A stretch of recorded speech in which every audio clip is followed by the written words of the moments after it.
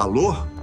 Boa tarde, senhor. Sou do setor de segurança do seu banco. Identificamos uma atividade suspeita na sua conta. Preciso apenas confirmar alguns dados com o senhor. Ué, mas eu nem tenho conta nesse banco aí, não. Você tem certeza que ligou pro lugar certo?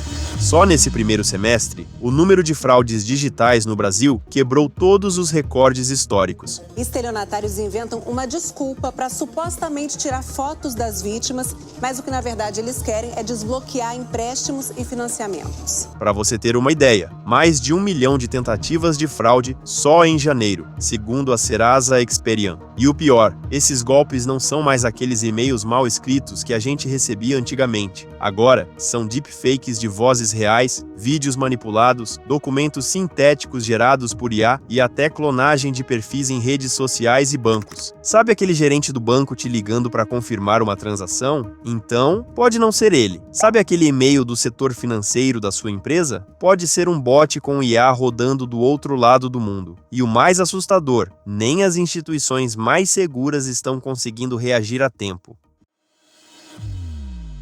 Quem foi que decidiu que as máquinas precisavam pensar por conta própria? Porque por muito tempo, os computadores eram só isso, uma máquina que seguia ordens, nada de criatividade, nada de decisões próprias. Mas então veio a Guerra Fria, 1947 a 1991. De um lado, os Estados Unidos, do outro, a União Soviética, ambos obcecados com uma única pergunta: quem venceria? Enquanto governos despejavam bilhões em bombas, foguetes e espionagem, um grupo de cientistas embarcou num projeto que, para a época, parecia ficção científica, um sistema capaz de aprender, prever e decidir sem intervenção humana. O nome disso? Inteligência Artificial. A ideia não era criar um assistente fofo para tocar música ou te lembrar de pagar a conta de luz. O plano era bem mais obscuro. Defesa militar, espionagem, manipular a população. Desde o começo, a IA foi criada para coletar dados, prever comportamentos e, no fim das contas, controlar as massas sem que ninguém percebesse. No final dos anos 50, o termo inteligência artificial começou a circular dentro de laboratórios secretos, em universidades bancadas por governos e agências que, digamos, não eram conhecidas por jogar limpo. Enquanto o mundo se distraía com a chegada do homem na Lua, por baixo dos panos, algoritmos eram criados para fazer previsões de guerra, manipular comportamentos em massa e até decifrar decisões humanas, antes mesmo delas acontecerem. Anos depois, quando a tecnologia começou a vazar para o mercado civil, ela já não era mais uma simples ferramenta. Ela era um projeto pronto, esperando só uma coisa: dados. E é aqui que você entra nessa história. Sabe aquele aplicativo que você baixou ontem? Aquela rede social onde você passou horas hoje de manhã? Tudo isso alimenta uma IA. O que era um projeto de guerra virou parte da sua rotina. O problema é que, quanto mais ela aprende, mais difícil fica perceber quando ela está sendo usada contra você. Você tem certeza de que a decisão de assistir esse vídeo foi sua ou foi ela que te trouxe até aqui? Você já parou para pensar como os golpes e fraudes aconteciam antigamente? Poderia dar pra mim o telefone do modem?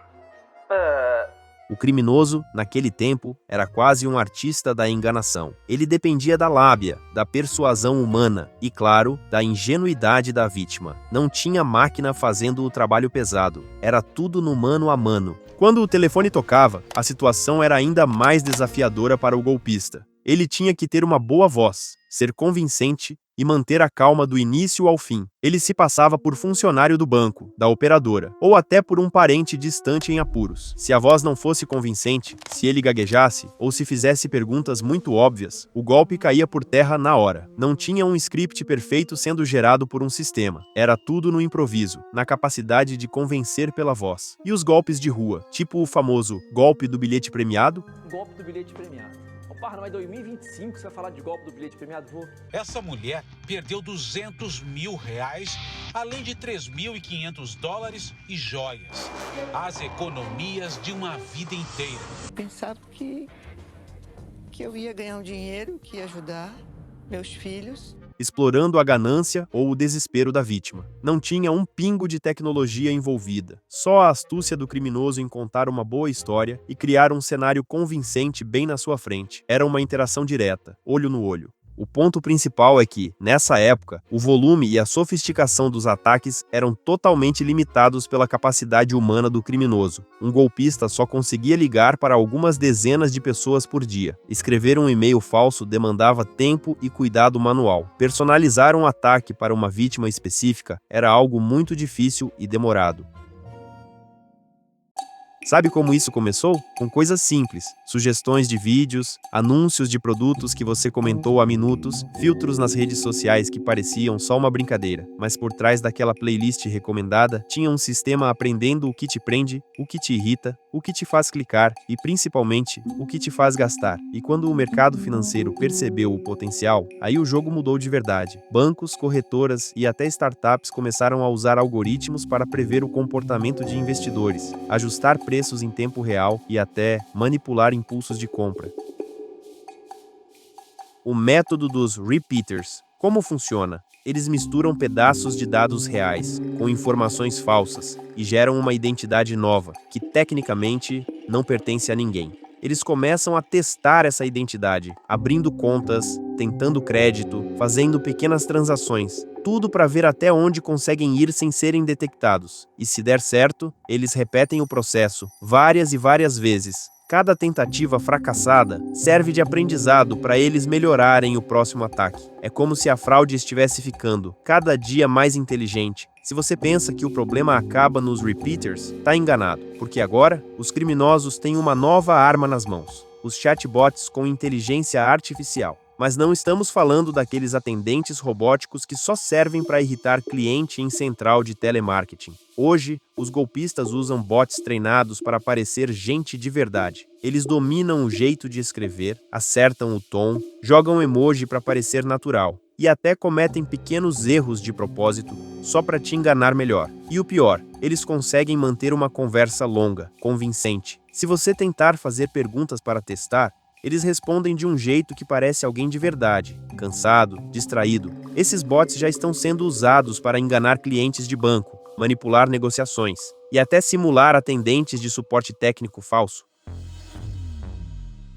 Hoje, com algumas linhas de código e acesso a uma inteligência artificial generativa, golpistas estão criando documentos digitais praticamente idênticos aos originais. Carteiras de identidade, comprovantes de residência, extratos bancários, tudo isso é gerado em segundos. O que antes exigia um especialista em gráfica clandestina, hoje qualquer pessoa com um notebook e um modelo de IA consegue fazer de casa. Alguns desses documentos estão sendo usados para abrir contas falsas, solicitar empréstimos, aplicar golpes de antecipação de crédito e até mesmo criar empresas fantasmas. O número de fraudes com o uso de documentos digitais manipulados por IA cresceu mais de 300% só nos últimos 12 meses. Empresas de verificação de identidade, que antes conseguiam identificar documentos forjados com base em pequenos detalhes de fonte, textura ou formatação, hoje estão enfrentando um inimigo quase invisível. As ferramentas de IA não só replicam os documentos, como ajustam os metadados, simulam assinaturas com perfeição e até criam marcas d'água falsas. Ou seja, a cada dia que passa, fica mais difícil saber o que é real e o que foi gerado por um software. O cenário é tão preocupante que alguns bancos no Brasil já estão reforçando os sistemas de autenticação com inteligência artificial defensiva.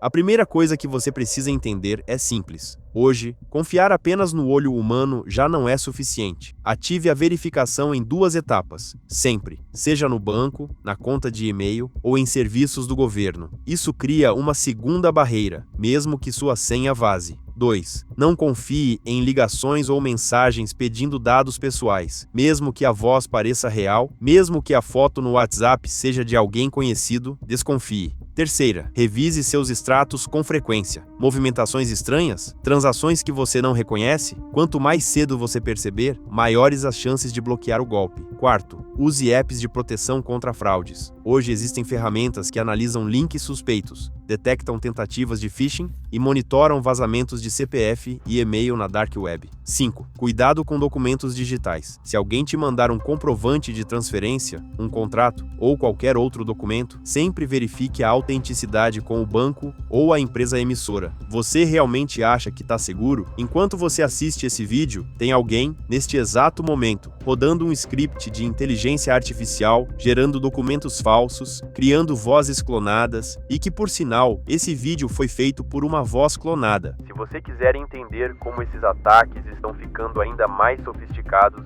e quais os próximos passos desses golpistas, já se inscreve no canal, porque no próximo vídeo a gente vai mostrar o tipo de fraude que os bancos ainda não conseguiram impedir. Até lá, fica atento.